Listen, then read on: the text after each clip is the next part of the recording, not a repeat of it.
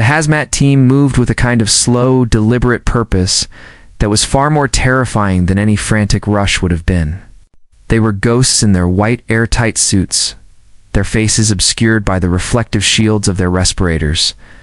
They had cordoned off the entire, beautifully manicured community garden of the pristine Waters Homeowners Association with bright, yellow tape that read crime scene, do not cross. One of the ghosts was holding a long, metal probe, pushing it deep into the soft, rich earth of a prize-winning rose bed. He stopped, listened on his headphones, and then gave a sharp, decisive nod to his partner, who was driving a small, specialized excavator, standing just outside the tape.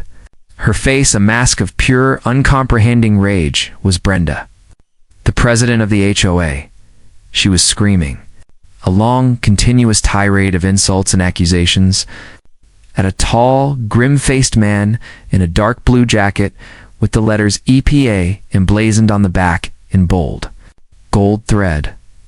"This is harassment," she shrieked, her voice a shrill instrument of violated entitlement. "You have no right to be here. You are destroying my residents' private property. I will be calling my lawyer. I will be calling my congressman. This is all his fault." She pointed a trembling, accusatory finger at me. I was standing 100 yards away on the edge of my own property, holding a thick binder of water quality data, watching the beautiful, terrible, and long overdue consequences of her own actions finally take root. The excavator's bucket bit into the soft earth of the rosebed. It came up with a scoop of dark soil and something else. A large, blue, 55-gallon drum, its sides crushed, a dark, oily, and foul-smelling substance leaking from a jagged tear in its side. The EPA agent looked at the drum. He looked at a now silent and chalk-white Brenda. And then he looked at me. And that's when everything went wrong. Before I tell you what happened next, drop a comment. What would you do if this happened to you? And subscribe to HOA Files. To understand that moment, that beautiful, terrible scene of environmental justice, you have to understand my life's work, and you have to understand the secret that lay beneath all of our feet. My name is David. For 40 years, my life was water. I was a hydrogeologist for the state's Environmental Protection Agency. I studied aquifers, the vast, slow-moving, underground rivers that are the lifeblood of our world. I mapped them. I tested them. I fought to protect them from pollution and overdevelopment. I understand, in a way that few people do, that the lines we draw on the surface of the earth, property lines, fence lines, the boundaries of our own little kingdoms, are a meaningless fiction to the water that flows silently, patiently, and powerfully beneath us all. When I retired, I came home to the place my family had owned for over a century, a simple, comfortable house on a 20-acre parcel of pristine, untouched land. And the heart of that land, the reason my family had held on to it for so long, was a magnificent 10-acre, spring-fed lake. My grandmother had called it Crystal Spring Lake. It was a geological marvel.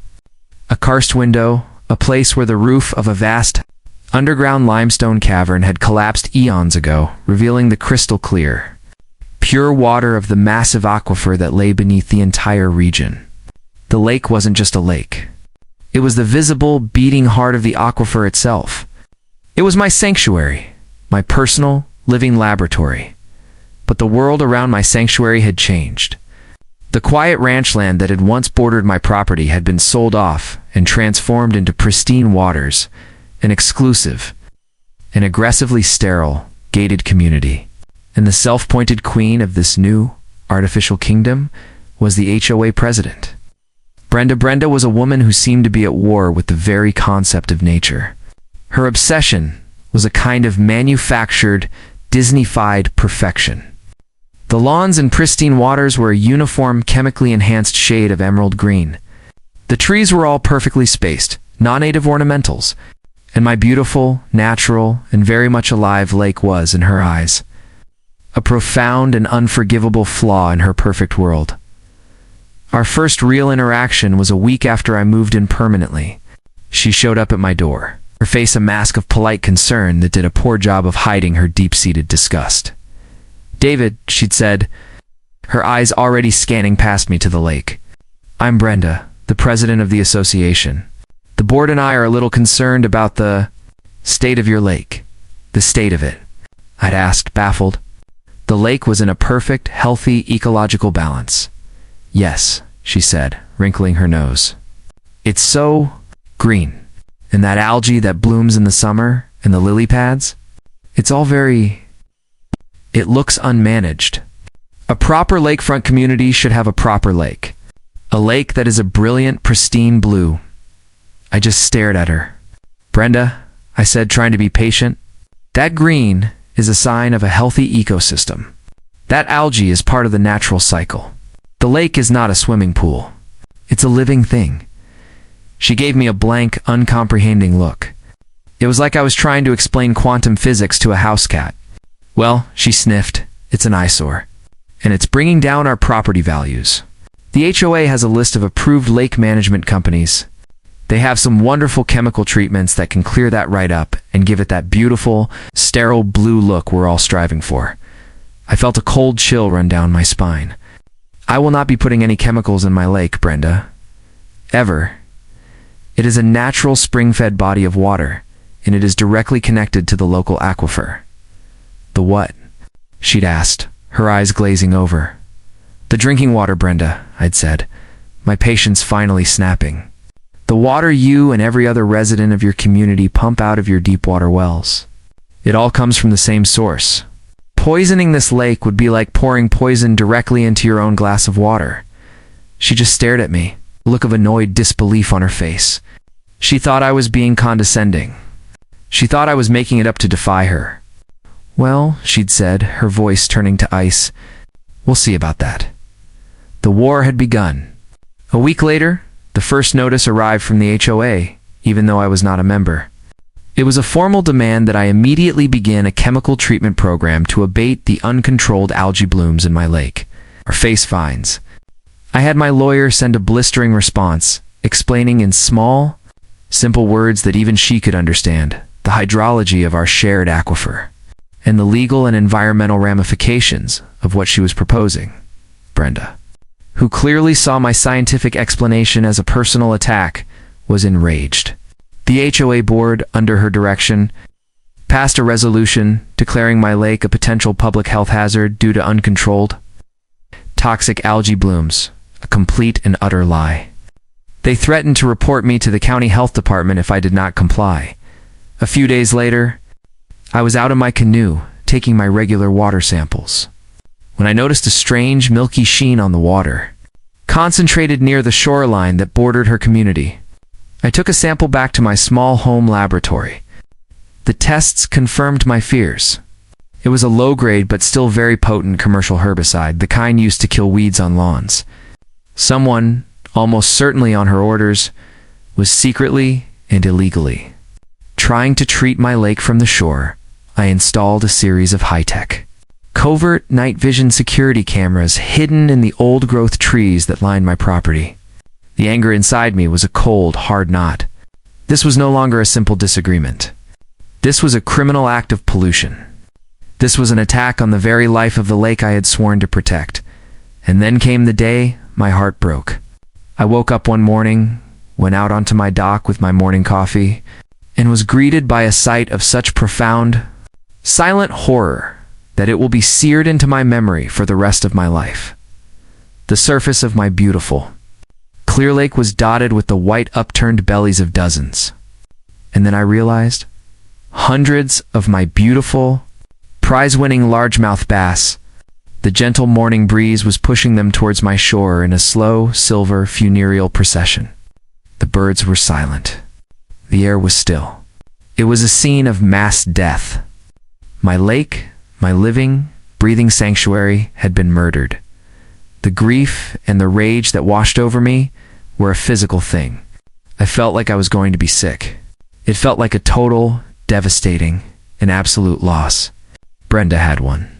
She had destroyed the very thing I loved most in the world, but my security cameras, my silent, patient sentinels, had not been sleeping. That night, my grief turned into a cold, methodical fury. I sat in my office and I watched the footage from the night before, and I saw it all. It was a masterpiece of damning, irrefutable evidence. The video showed two men, hired by Brenda, sneaking onto my property under the cover of darkness. They were carrying large, unmarked 55-gallon drums.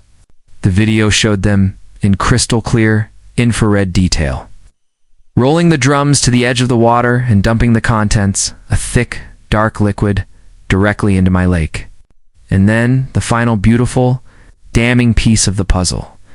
The video showed them loading the empty drums onto a small trailer and driving them, not away from the community, but to the far, dark corner of the HOA's own, award-winning community garden, where they proceeded to dig a deep hole and bury the evidence.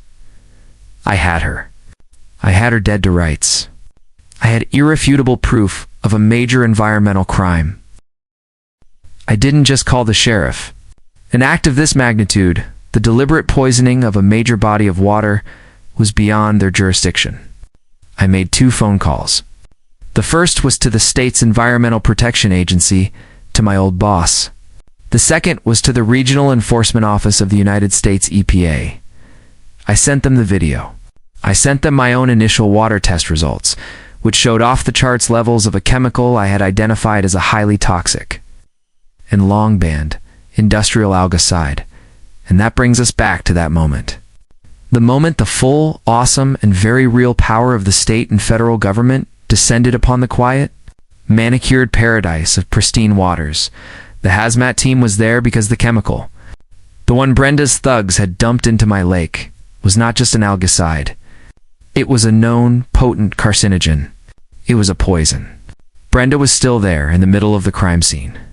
Still, in a state of hysterical denial, screaming at the lead EPA agent, claiming she had no idea how those drums got into her rose garden, and then the agent's satellite phone rang. It was the call from the state's emergency testing lab. The call with the results from the water samples they had taken, not from my lake, but from the HOA's own drinking water wells. The agent listened, his face grim. He didn't just end the call. He put it on speakerphone, for all of us. For Brenda. For the dozen horrified residents who had gathered. To hear Agent Johnson, the voice from the lab said, clear and clinical, "The preliminary results are back on the well water samples from the Pristine Waters development. The test is positive. We have a confirmed presence of the same carcinogenic compound found in the lake. The concentration is at 520 parts per billion. That is more than 500 times the maximum legal limit for human consumption. Their aquifer is contaminated. You need to issue an immediate, mandatory, do not consume order for the entire community, effective immediately. I repeat, the water is toxic." The silence that followed was a living thing. It was a silence filled with the dawning, apocalyptic horror of 100 families realizing that the water they had been drinking, cooking with, bathing their children in, was poison. And in that terrible, beautiful silence, I finally spoke. I calmly, and with the sad, weary authority of a scientist who had tried to warn them, explained to the horrified residents, and to the now catatonic Brenda, the simple, basic hydrology of our shared aquifer. I explained how my lake was a direct window into the water they all drank. I explained that by poisoning my lake, by dumping those drums of poison into my water, she had, in the most direct and unforgivable way possible, poisoned her own people. The community of Pristine Waters was not just defeated, it was declared a federal Superfund cleanup site. The property values didn't just plummet. They went to zero. The residents were forced to evacuate. Their multi-million-dollar homes now worthless, unlivable. Unsellable monuments to their own ignorance and their leaders' arrogance. Brenda and the 2 men she had hired were arrested by federal agents. They are facing a mountain of federal environmental crime charges, charges that carry decades of mandatory prison time. The HOA, of course, was bankrupted into oblivion by the lawsuits and the unimaginable multi-billion-dollar cost of the federal cleanup. My own lake is also contaminated, a deep and painful wound that will take years and a fortune to heal.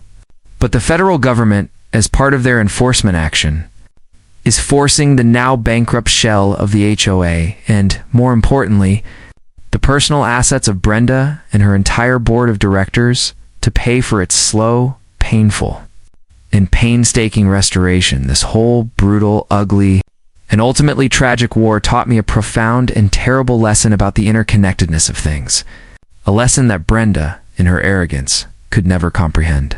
She saw a boundary, a property line, a fence. She thought she could wage a chemical war on one side of that line without affecting the other. She didn't understand that some things, like the water that flows silently and powerfully beneath the earth, are shared, whether you like it or not. In her blind, hateful, and obsessive quest to create a perfect, sterile world for herself, she ended up poisoning it, for herself, for her neighbors. And for me, the federal cleanup of our shared aquifer is expected to take at least 30 years, maybe more. But Brenda, as part of her plea deal, has just testified that the banned, carcinogenic chemical was supplied to her by a shell corporation owned by her own husband's development company.